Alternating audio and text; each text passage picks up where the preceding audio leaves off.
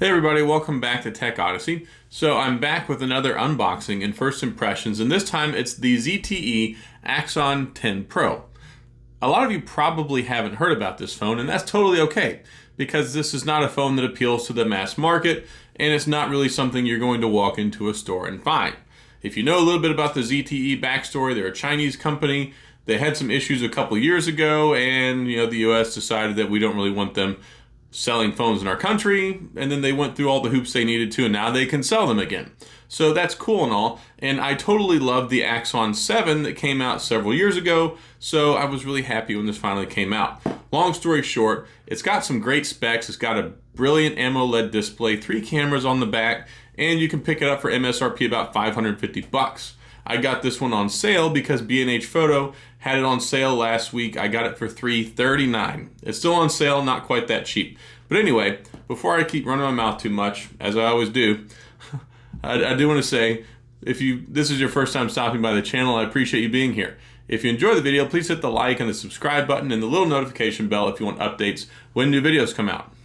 Now let's unbox the ZTE Axon 10 Pro.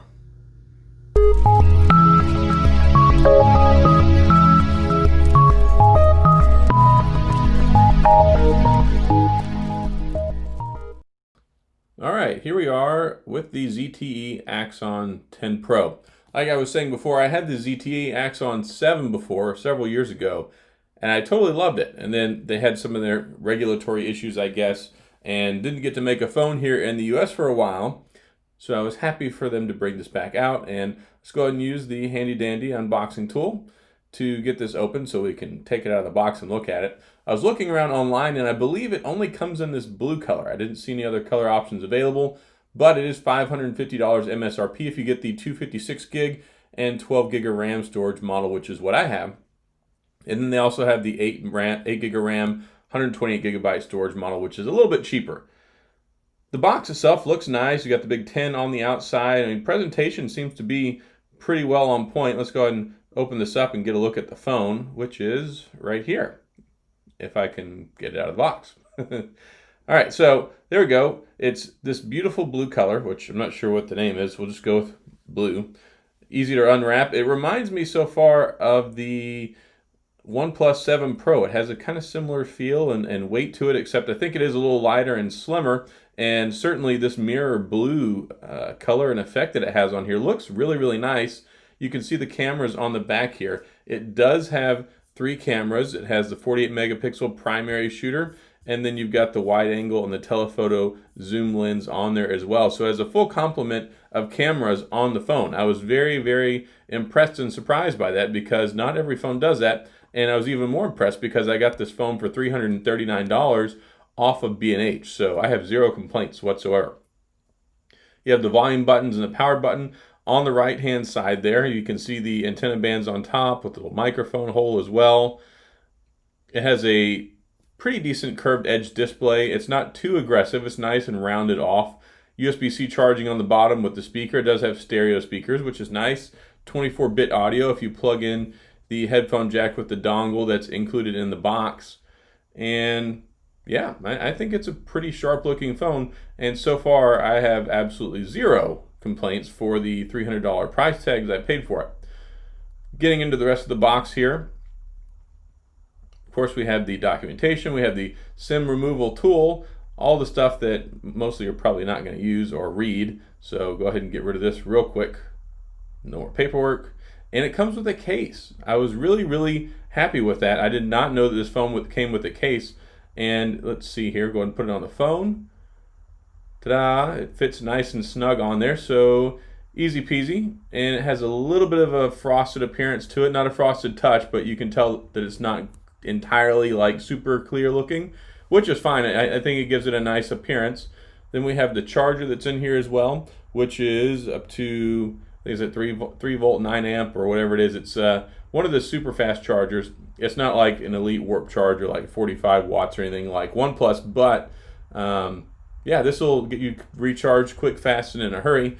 The phone itself is capable of Quick Charge 4.0, which is very surprising. I did not think it was going to be capable of doing that. And then in here, we have the power cable and the earbuds. It's a USB-A to USB-C. And then it's funny because the earbuds look very much like AirPods. So I guess that's kind of the look they were going to, and they look just like them, except they look like earpods. They're the wired version here. And that'll pretty much do it for the unboxing portion. Let's go ahead and take a look at the phone.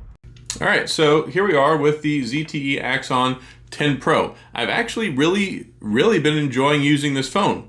I made a tweet the other day saying that, hey, Snapdragon 865s are nice, but the 855 is still really good. It has a lot of power left in it, especially if you look at phones like the S10 and the Note 10. This is the exact same processor. However, I bought this. It's got 12 gigabytes of RAM. I paid $339 for it.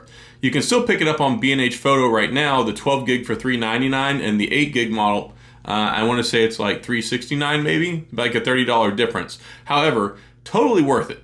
And if you're looking for a good last year flagship phone that has a lot of power, that has a lot of camera capabilities, that has a beautiful AMOLED display, this right here is a really solid option. These phones are really geared towards somebody who wants performance and value, but low frills, but not too many expectations, because I gotta tell you folks, it hasn't had an upgrade on its security or software since like February.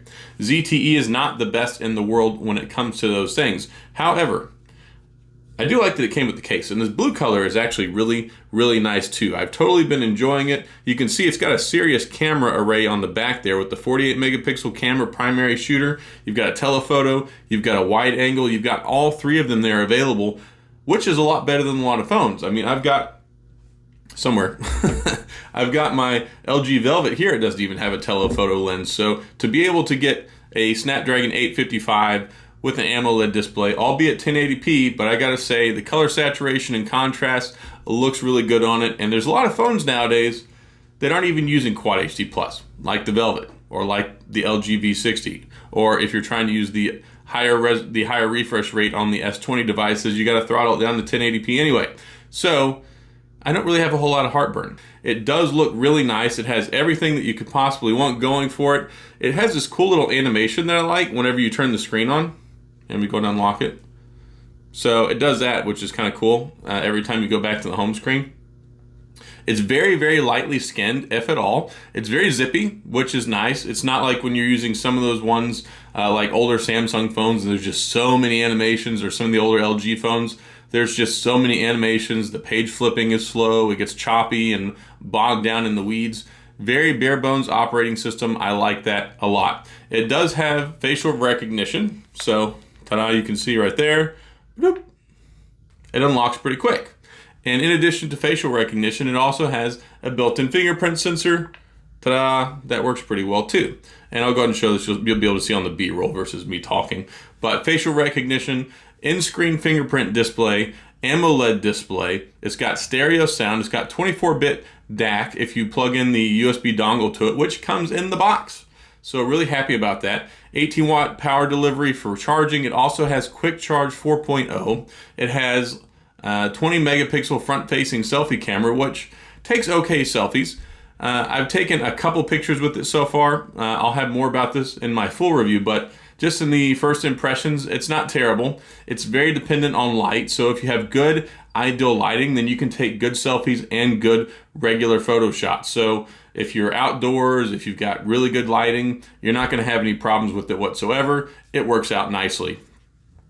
It doesn't have any fancy bells or whistles when it comes to like special buttons or special features or anything. It has USB-C charging on the bottom, and yeah, it's just a nice overall phone. It's something that you can just buy and it works really well. You don't have to worry about carrier financing. You don't have to worry about spending an arm and a leg to get a new phone, because let's face it, phones are kind of expensive.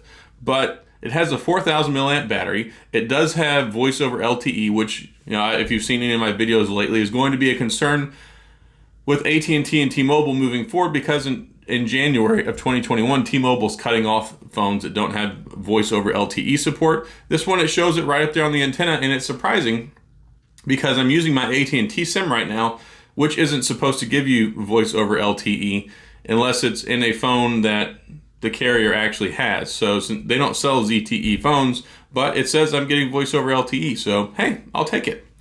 But anyway, That's about it so far. I like it. I like this case that it comes with. It's so nice when you get a phone that has a case in the box. You don't have to worry about it. I do need to get a screen protector for it. It does have kind of a slightly curved edge display on it, which, I mean, I'm okay with. It's kind of a rounded off angle. It's not aggressive, so it doesn't seem to help out the form factor too much when you're holding it, but you also don't really get the ghost touches like you do with those really aggressive edges, more on like the Note series or the Velvet series phone. But overall, for $339, I have been absolutely happy and impressed with my purchase. And you could even pick up the other one that was like $300. But now, like I said, the prices are more. Regular MSRP is in the 500s, but if you go to B&H Photo, I'll have the link in the drop down. You can check out there. It's not an affiliate link. I don't get any extra money for it if you click on it.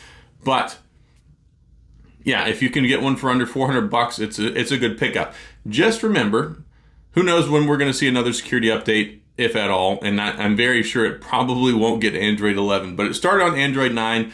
They did give Android 10, and Android 10 works really well on here. It's good for gaming. It's good for pretty much whatever you want. Just don't expect no Quad HD, no 90 or 120 hertz refresh rate, and I don't think it has an IP certification from what I could find, but it does have wireless charging, so that's a win right there as well. Now, that's all I've got on my unboxing and first impressions of the ZTE Axon 10 Pro. Yeah, that one. So that's all I got. If you have any questions or comments, please feel free to leave them down in the comment section. I'll get back with you. Like I said in the beginning, if you enjoyed the video, please hit the like and the subscribe button and the little notification bell if you want updates when new videos come out. As always, I appreciate you being here. Thank you for watching, and I'll see you guys next time.